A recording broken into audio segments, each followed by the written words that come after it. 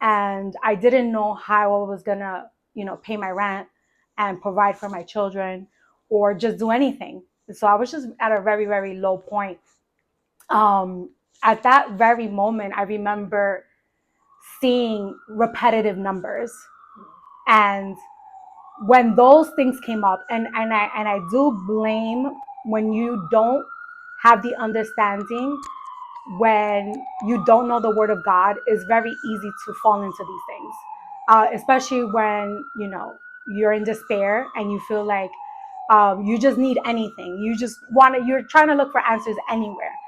And I remember seeing repetitive numbers, like, and I remember Googling it because that was just my source. I just Googled things, right? I didn't seek after anything else. And I Googled it, and it was like angel numbers. So what was coming up was like 111, 333. So I was placing my hope in these things. Now, at the same time, I still have my relationship with God. I still have my relationship with God. So I'm still praying. My prayers are very much shotgun prayers. God help me. I wasn't going into detail. I wasn't having that conversation with God. I felt like that was just enough. Like, God, just, you see me, you see what I'm going through, just help me. And that was it.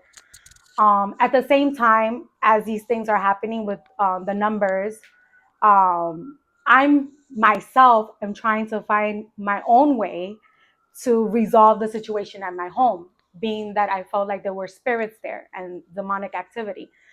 And so I sorted out to Google again, and I saw that, sage and things like that were things that warn off negative spirits, which they don't. They actually attract them, and that's something that I come to find out. And at that moment, what I would do was I was taking sage and I was taking things like Palo Santos, and I was praying with them. So I encountered many situations, many things, and I felt many times presence of a man in my home. And I couldn't explain it to anyone. It was not something that I could just easily talk to for with anyone, because it's just something so, out there.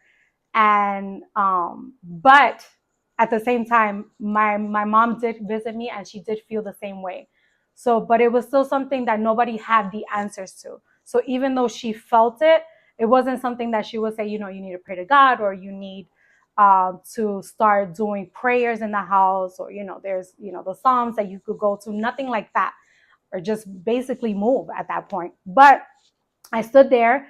I stood there for as long as God had led me there, and eventually